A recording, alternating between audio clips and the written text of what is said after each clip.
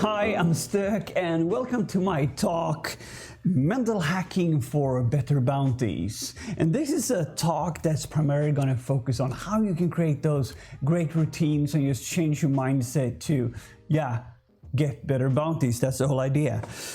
Why is the reason that I'm talking about this subject is primarily because I get asked by people every day that are just asking how to begin. How do I get started in bug bounties? What do I do? And my main recommendation is that start just Googling for information that's out there. So start by searching for bug bounties on the interweb and you will find a lot of stuff. And the thing with that is that you're going to end up with finding a lot of books about pen testing. You're going to find some videos and there's going to be a lot of information out there. Then you get recommendations like make sure you get a Twitter account and look at what's happening over at InfoSec on Twitter, because that's where actually InfoSec is. It lives on Twitter most of the time. So you will get that recommendation. And as a beginner, it's going to be like very daunting to you to just deal with everything that just flows you with information. So you're going to be one of those persons, or at least I was in the beginning, where I was just consuming. I was over-consuming stuff all the time. And the problem with that is that it turns into something that I define as the Super Bowl syndrome. Because if you're oops. This might be a good thing to have. And what's going to happen if you spend a lot of time just watching the game on Sundays without ever touching a ball is that you're going to be an extremely great theoretical person. You're going to know everything about it, but you're not going to be able to play the game. Same thing goes with things like photography.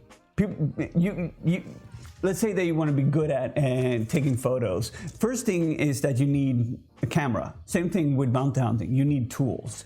In bounty hunting, primarily your best tool of choice is going to be a browser and then a proxy, just so you can interact with the information going from the client to the server. But let's go back to the idea with the camera. If I wanted to be really, really good at taking photos, the first thing I need to do is to pick up the camera. I can watch hours and hours and hours on amazing content creators on YouTube without having to touch a camera, and I can learn the theory on how it works. But as long as I don't take the pictures, it's not going to work out. So you always need to just get started in front of you, just pick up the camera, right?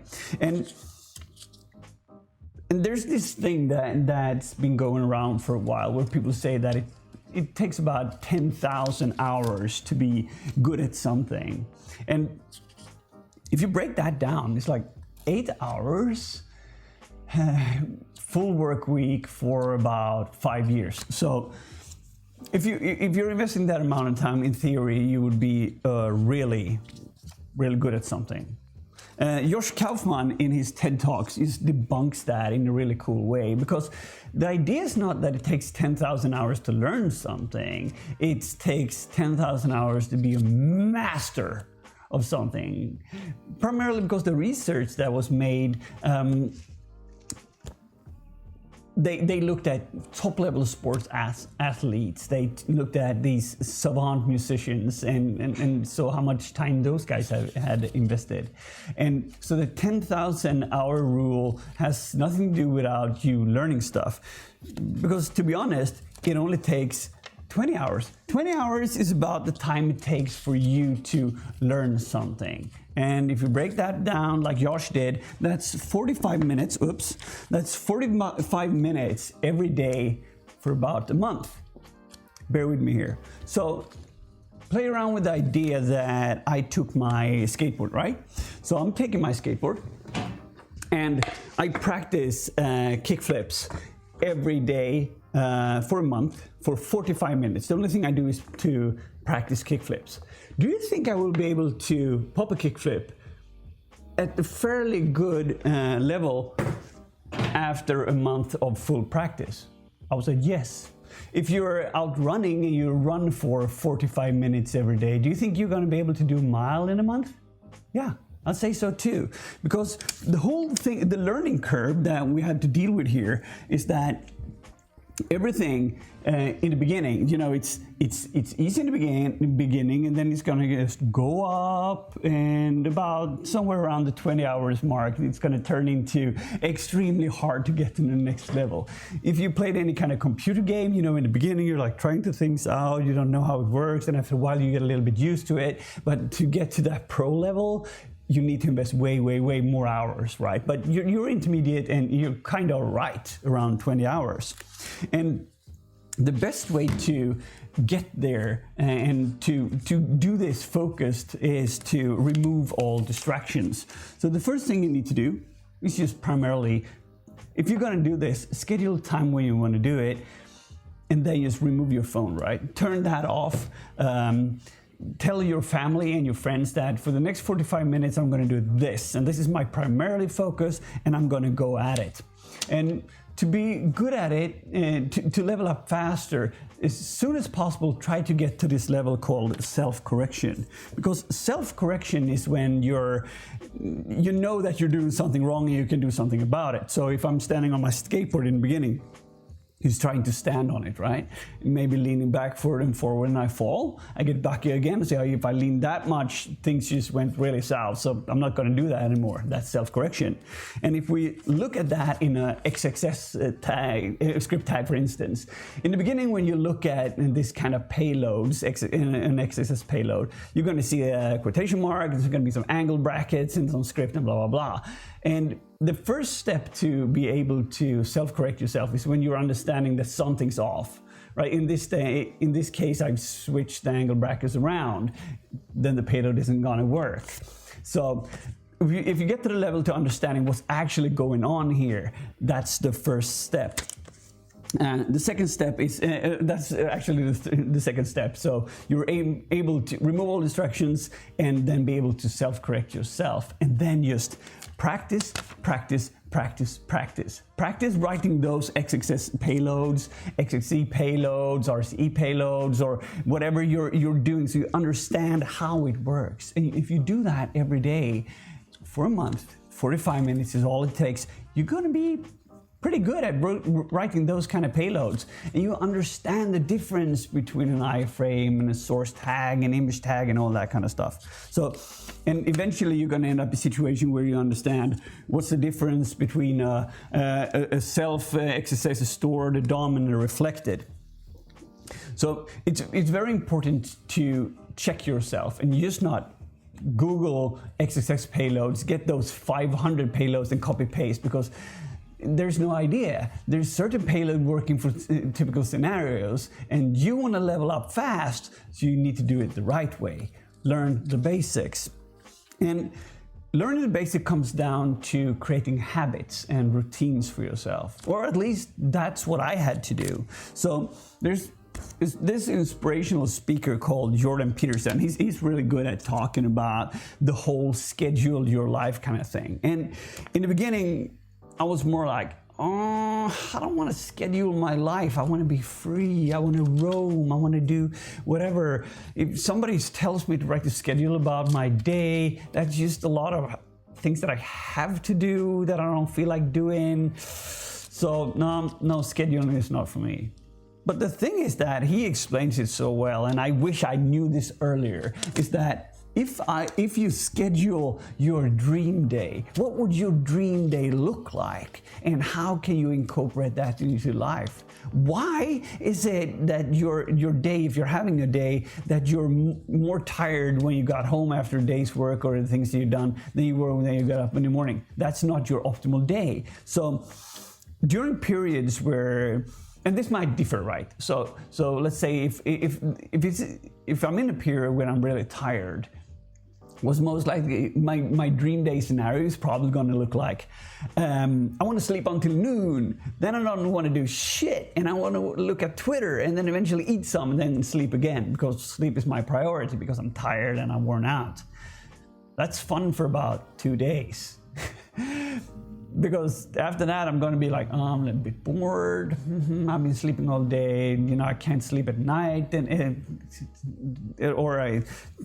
going to be a lot of issues to that. So maybe I'm switching it around a bit. So maybe I'm not sleeping until noon. I'm going to sleep until 10 o'clock, and then I'm just going to play computer games all day. Computer games are all I'm going to do.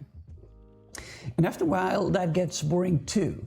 And so that doesn't work as well. So what I need to do, or what I realized later on, is that I needed to combine all the things together. So what I do now primarily, and a good habit that works for me, is that I get up in the morning, right, somewhere around 8 o'clock, and I go for a run. I do some yoga, some pranayama practice. I have some coffee and some meditation and breakfast, and then eventually I roll into my studio somewhere around 10 o'clock. And then I stay really, really focused on doing the tasks that are most important to me to complete. If it is a recording and a video episode, or if there's some kind of hacking that I want to do, that's the time that I need to do it before I go on lunch break. Because then after that, I'm most likely going to drift away in my mind and be more creative and do other stuff. So I need to deal with the important stuff first. And when I'm done with that, I celebrate. So let's say that I'm hunting for bugs and I find a bug, just like Ron Chan does, right? You find a bug, then you're done for that day. That's all good, unless you want to chain on and continue doing it. But since you're going to celebrate your small wins, that's the way to total victory, because you want to combine that feeling of doing something good with pleasure. And because humans do everything we can to stay away from pain, so you can accept pain, but you can also, focus on having pleasure for it. And I'm going to explain this a bit deeper. So let's say that you're focusing once again on XXSs, right? So you're looking for XXS, and you find one on a program. And then the first thing you need to ask yourself, was this easy to execute? Was it hard to find? Was it easy to just drop that payload in? Did I need to be authenticated, or didn't I have to? Was it in the admin panel, or was it on the open web? If it wasn't that hard, and if you think about it, could I automate this? And the answer is yes. Then it's most likely going to be a dupe, because somebody else had already most likely automated it. So what are you going to do then? Dupe? Oh man, sucks having a dupe. I know, but dupe doesn't equal failure. What dupe does is that it equals working POC. So what you do now is that you automate it. If you haven't already have your automation engine, then now it's time to get it, because if you find a dupe, then it's going to be painful, and you're like, oh man, it sucks. Turn that around and say, I found a dupe, nice. I got a working POC, this is awesome. I'm going to automate this, and I'm going to make sure that it's profitable for me long term. Because if it's running on bigger scopes and it fires, and this happens over and over again, because companies push code all the time. So it's a little bit race on who's faster on finding those payload and sending the reports in. So if you even automated the report sending, hey, now you like today's new, right? So that's a really, really cool thing. And that's one way of doing it. The other way is to do it is when you find a dupe, or if you're looking at activity and you see all these cool reports coming out, and you're like, okay, so all these people are finding amazing bugs. I wish I could do the same. But what you should do is do the opposite. Find the things that people aren't looking for and specialize in that. It sounds super easy, but the whole concept is that everybody that's in the scene, and it's getting harder and harder to get into it. More and more people are getting on, and some of the most basic bugs are going to be found really, really fast. And if you're unlucky, you're going to end up in dupe county, where everything is dupe and you're really, really sad about it. So just do a little bit of analytics there. Whatever you're doing, that duping with others, you just don't do that anymore, because that's not profitable for you unless you automate it. Look for something else. Try to find some new research. Maybe there's some new areas that are untapped. That's the kind of research that amazing developers and hackers like Albinovax is doing. They are finding new research. Maybe you can fuss a bit. Maybe there's some other things that you can find that you can then later on use in another scenario. So try to just get into that hacker's mindset and think about the things that go wrong with the website, and look for the things that others aren't able to automate. The less chance it is to be automated, the bigger chance you are to getting a good payout and a good crit. But it's also about the mindset here, because if you're only looking for a certain kind of bugs, that's what your drive is going to be towards. I'm super guilty for this, because I've been spending hours and hours and hours only looking for XXEs, for instance, and my mind gets so used to seeing that flowing burp that I don't see the other ones. It could be a typical SQLi just passing by, and I wouldn't see it because I wasn't looking for it. So create a little bit of methodology for yourself, where you say, okay, what am I going to look for? Well, do your recon if you want to, and recon doesn't have to be subdomain scanning. It could be just you information gathering a website, like walking that website and collecting data around what's going on. What API are they using? Is there any server disclosure? What kind of, mapping out the target that you're hacking at? And then you build upon that knowledge to find the vulnerabilities or lesser secure areas of the application. Seems super simple, and it is hard, but it's a good thing to mentally challenge yourself to think in new patterns, but also be able to recognize the flow that you're working with. So what you also need to do is to challenge yourself a bit. So when you first get a camera, it's usually set in auto mode, automatic. And you take a picture and it's all good. You take another one, it's all good, and seems great here. Oh yeah, I'm doing this. This is copy pasting payloads. So if you switch over to manual and you take the first picture, it's gonna look like shit.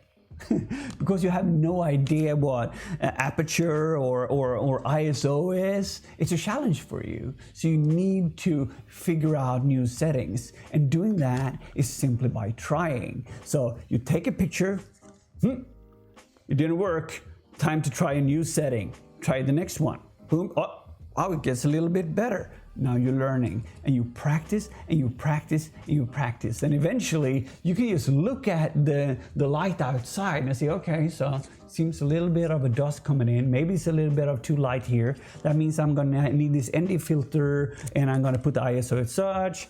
I'm gonna frame the picture right, and then smack, you got the perfect picture.